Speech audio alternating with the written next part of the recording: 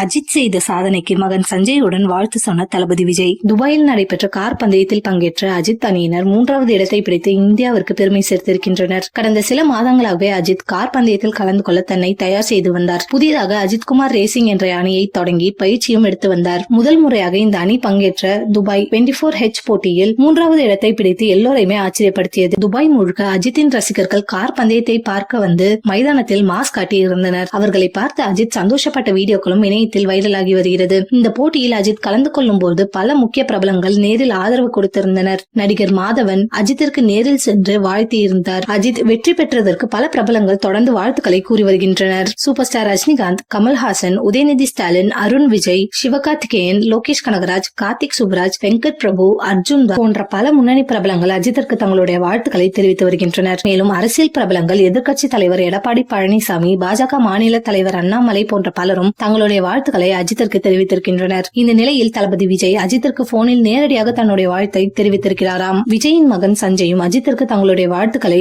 அப்பொழுதே கூறியிருக்கின்றனர். மேலும் இந்தியா வந்ததும் நேரில் மகன் சஞ்சயுடன் சந்திக்க வர இருப்பதாகவும் பேசியுள்ளார். அஜித் மற்றும் விஜய் ஆரம்ப காலகட்டத்தில் இருந்து நெருங்கிய நண்பர்களாக பழகி வருகின்றனர். தற்போது மகன் சஞ்சய் எடுக்கும் முதல் படத்திற்கும் அஜித் பல உதவிகளை செய்திருப்பதாக சில தகவல்கள் வெளிவந்துள்ளன. அஜித் நடிப்பில் வெளியாக இருக்கும் விடாமுயற்சி படத்தை தயாரித்த லைகா நிறுவனம் தான் சஞ்சயின் முதல் படத்தையும் தயாரிக்க இருப்பது குறிப்பிடத்தக்கது. ஷாலினி அஜித் தான் இந்த படத்திற்கான வாய்ப்பை பெற உதவி செய்துள்ளதாக சொல்லப்படுகிறது.